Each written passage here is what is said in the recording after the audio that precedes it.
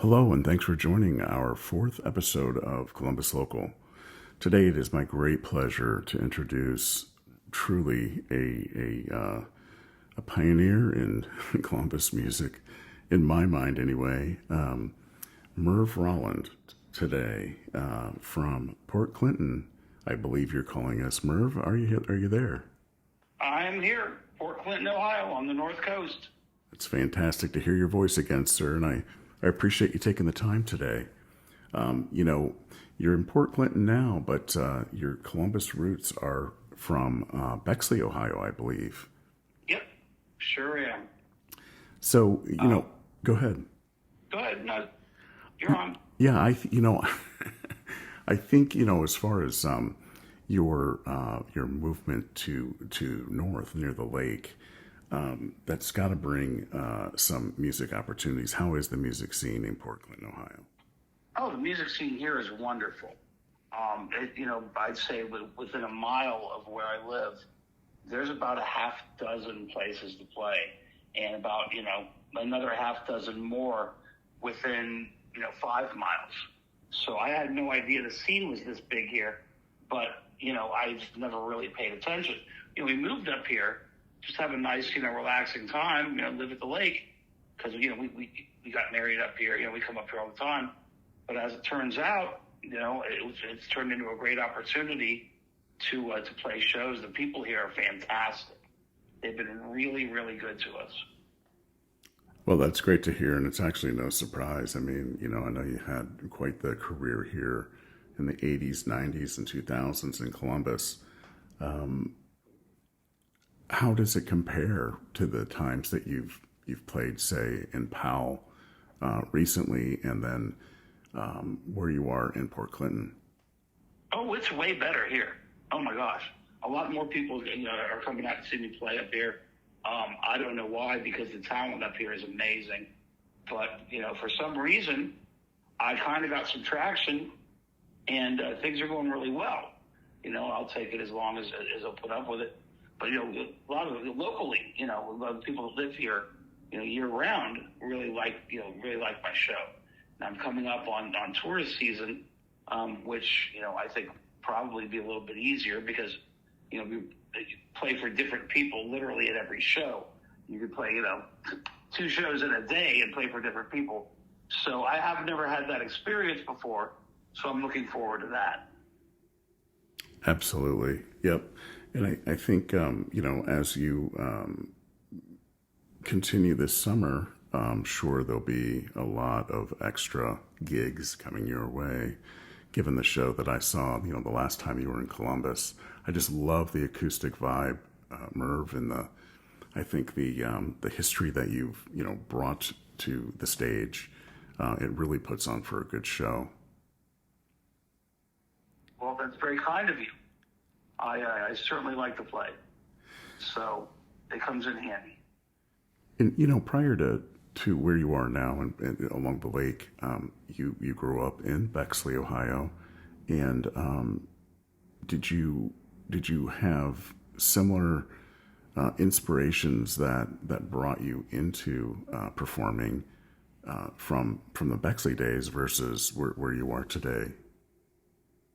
Well, I don't know about similar inspirations. I've always liked music. I grew up around music. I've always liked singing, and I had friends that I liked singing with, and then later on friends that I played music with, that some of whom I've played music with up until the time I moved up here, for decades. So I'm fortunate in that I'm able to sing and play an instrument, but even maybe more so, I'm fortunate that I was born in a place and a time where I'm able to do it, where, we're not, in a place or a time when, we're more concerned about getting, food and clean drinking water. I can play music and be a goofball.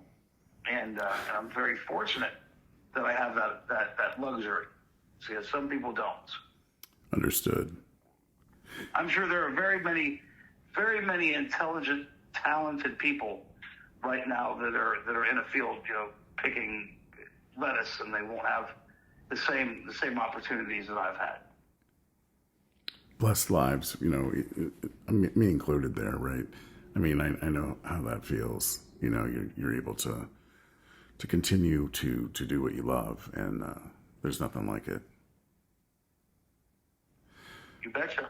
So, when you first started, Merv, what got you going in this music business? I just really liked doing it. I mean, I started playing in high school, and then I flubbed into some, gigs while still in high school, and then shortly thereafter, and kind of got my chops. I played with a union band out of Lancaster, shortly after high school, where I had to play a lot of different styles. That was really good for me. Then, kind of went on my own. Did a band called the Jetsons, which became The Point, which was a nice, big, long run. The Point played a lot of shows in Columbus, and a lot of people got to see it. So it was a goofy band, but it was fun.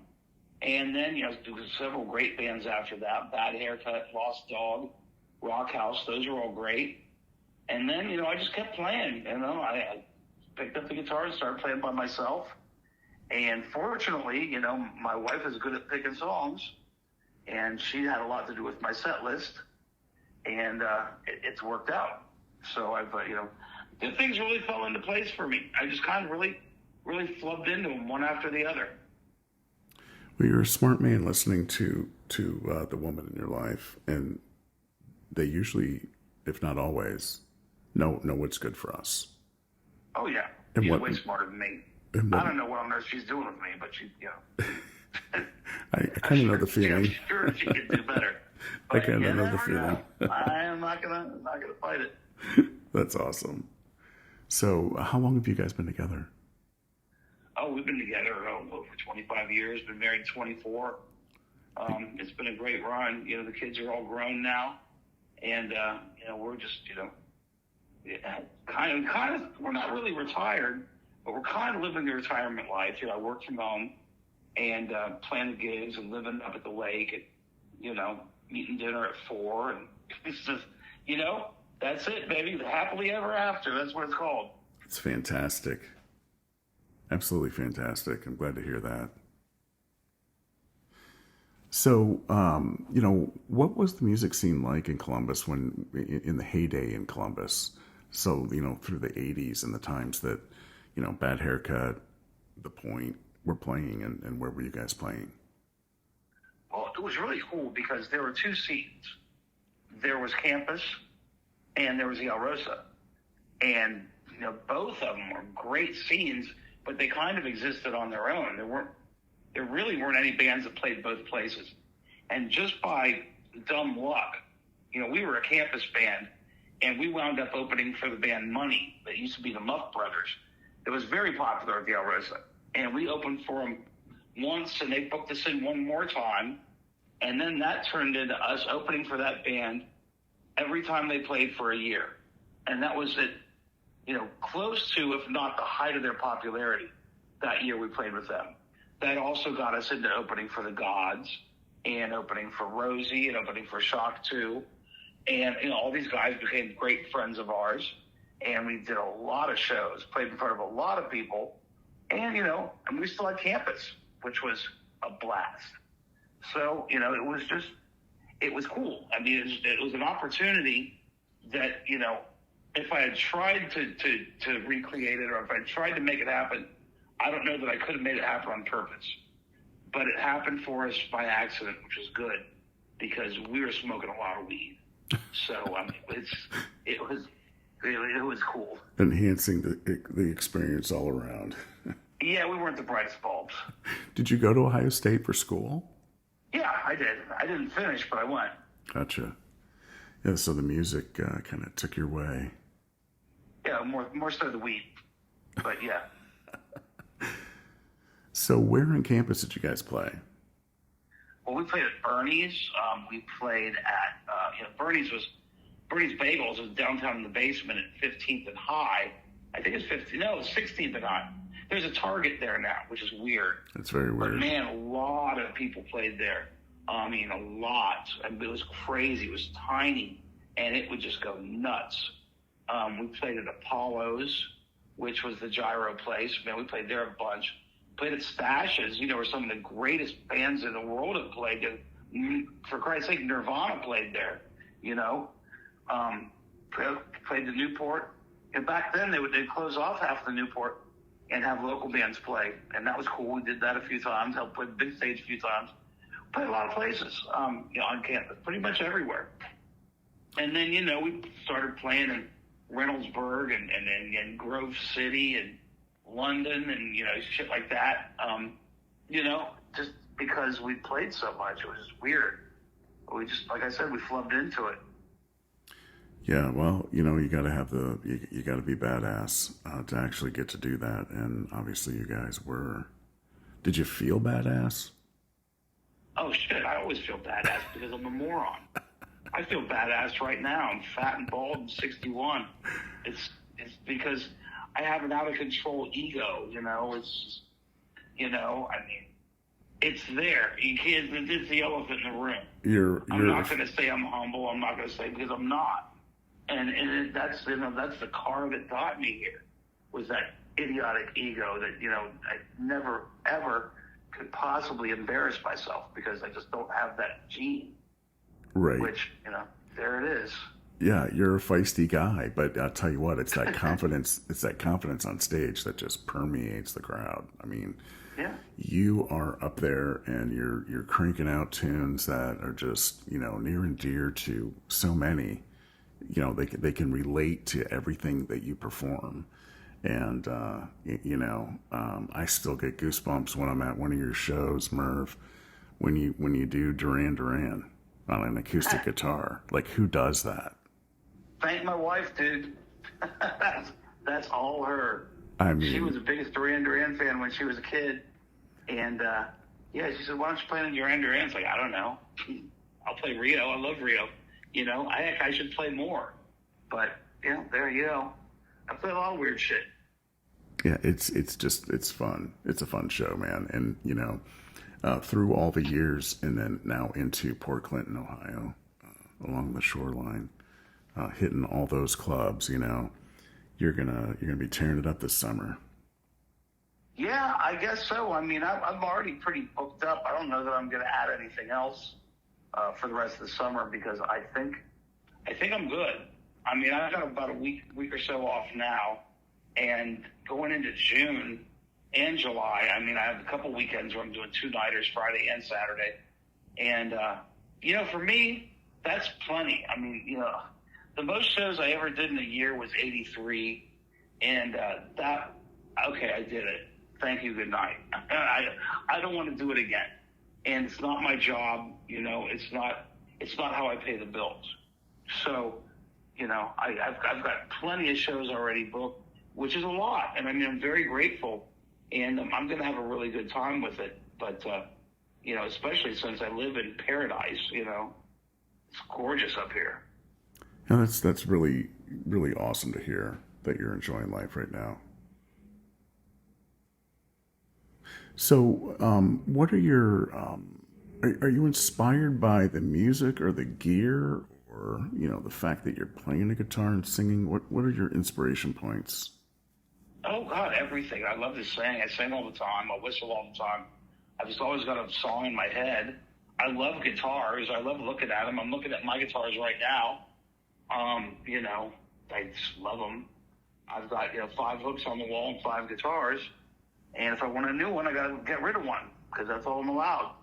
That's the rule. I'm inspired by a lot of things. I mean, it's inspiring to get up in the morning and see the sunshine when you're my age, A lot of guys, my age aren't around anymore. You get to, heck, we lost Joey last year, that was tough. It is what it is. Yeah, I'm sorry, man. I don't know why, but I'm not going to complain. Yep. Yeah, I feel that. So 5 on the wall. Where did the rule come from? Just 5. Well, you know what? I had 5 hooks, The rule, I don't know. It kind of morphed because each one has its own place. I mean, I have two acoustics. I have a Gibson, and I had a Chinese acoustic. I've got my Strat that I played all through the 80s. I mean, I played hundreds of shows in the 80s with the Point and everything else with the Strat. I've got an archtop hollow body, which is kind of like a Ted Nugent guitar, and I used to use that for the acoustic gigs, and I'd never get rid of it because I love it. And then during COVID, I built an Explorer from a kit, mind you, but I built it and I put it together and I got the neck on and I got it straight. I don't know how, and I fit it out the way I like it. So I can't get rid of the one I built. I can't get rid of the one that I did, all those shows with. And I can't get rid of hollow body. I love it. So right now, the acoustic, I've got a Martin and I've got a Gibson. And I really want to get the red Gibson J45, but I can't because I'm at 5. So I guess, I don't know. If I was going to get rid of one right now, it would probably be the Martin, which is stupid because it's the last one I bought. So there you go. It's not always There's me FIFO. on gear. That's me in gear right there. Yeah. No, what kind of amplification are you using? Oh, I got one of those stick PAs. It's not a Bose, but it's an off-brand Bose. I've had it for years.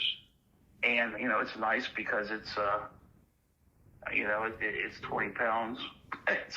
I can get in and out of the gig in, one trip if I need to. And, it's loud enough. It's easy. I really don't use anything for pedals. I use a loop station. I don't have any pre-recorded loops.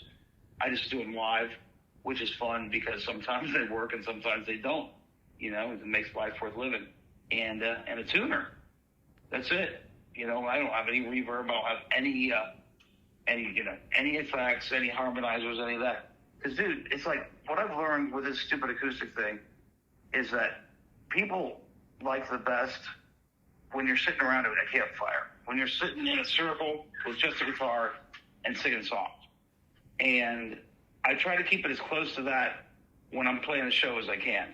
As little equipment as possible has always worked really well for me.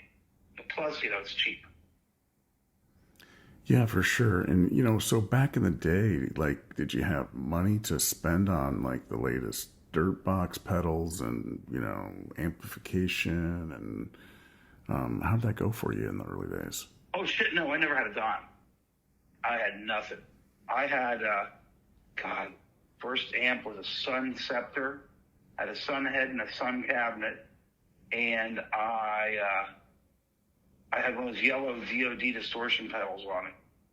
And I had an Ibanez Telecaster that I bought new with money that I got working up here at the lake at the Catawba Inn in the summertime when I was 16.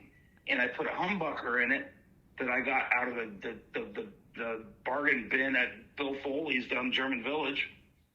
And funny thing, we opened up for Brownsville Station, Cub Coda, Smoking in the Boys Room, those guys. Yep. Motherfucker stole my amp, that Sun. Oh, no way. That's where it went. Yeah, assholes. So, Holy cow. Yeah. So then, I got an orange head from Chatfield. And that was back when, they were the original orange heads. And that sucker would blow up. I mean, it blew up. I'll never forget. We were on stage waiting to open for the Gods. That was when Freddie Salem was in the band, the guy that used to be in the Outlaws. And the lights went down and it was dark. And we went to hit the first note, big E swell in the dark. And I saw the flash and I turned up my volume and I had nothing. So I yelled at the guys, like, wait. And I was right by the dressing room door, for the headliners. And I opened it up and Freddie was in there. And Freddie, my amp just blew up. And he ran out. He grabbed my cable. He stuck it in his Marshall stack. And he turned it on. And he said, go. It was his birthday yesterday. And I still remember to this day, man, we did that for me. That was such a cool moment. Oh, to for play the sure. show through his Marshall. Then after that, I used a little Fender combo for a while because it was small and it was easy to carry around. And it was solid state. It sounded awful, but it didn't matter because it was the point. Then back in Lost Dog was when I had some decent gear. I had a Gibson Explorer and a Marshall JCM 800 combo. And that was that was a great amp. That was really good. I didn't keep it because I didn't need it, but boy, that thing sounded like $1 million. So that's about it, really. I have a PV Viper right now, the big one with the pedal, because I can do whatever I want with that. I don't make any sound that I want. And there you go. Yeah, and PV is, a workhorse for sure. Oh, yeah. Like I said, the modeling amp, I mean, it's great. Nowadays, the modeling, people actually don't even have an amp anymore. They just have a pedal, plug it into the PA, which is smart. If I was still playing out, that's what I'd do. Yeah, for sure. So, back in the day, let's say at Bernie's, anything extraordinary happen at a gig? Anything funny? Anything? Oh yeah, wild and crazy? One time, I was playing with some friends of mine. It was a stupid one-off band. Andy Harrison, you know him. He's in Howlin' Maggie. I know who he is. He works for Cheryl Crow now. He was in the band. I think Phil Maneri was playing bass and Matt Mace on drums. And we were playing at Bernie's in front of maybe 3 or 4 people, and we were doing War Pigs. At the very end, I had this flash paper that a buddy of mine gave me, like magicians. You know how they like do their hands, like fire comes out of their hands? Well, there's a shit called flash paper. It's like rolling papers. You take it and you touch it to your cigarette and you throw it. See, back then you could smoke on stage. So I was drunk and it was the end of the night and there was nobody there. And I'm sitting there on a chair on stage at Bernie's and I'm doing the one after the other with the fire, right? And I looked down, man, and it was like slow motion. The whole pack of flash paper blew. And I saw the ball of fire like coming at my face, like slow motion. And I stood up out of the chair and I threw my arms out. And I swear to God, that fireball went past my fingertips. It was fucking huge. No way. And it's like, whoa, shit, man. And I was wearing a hat and it kind of stunk like burnt hair. And then we finished the show. It was so funny. The next morning, Matt, the drummer, calls me. He's like, dude, are you okay? I'm like, yeah, I'm fine. He goes, that's good. Because we're legendary now. Like, and it keeps rolling from there. Oh yeah, that was one of them. I mean, there's a lot, dude. Because I'm a numbskull. My friends are numbskulls. We all played together, and we just really only did it to have fun, and we had a really good time. Do you have any of these guys come up to Port Clinton?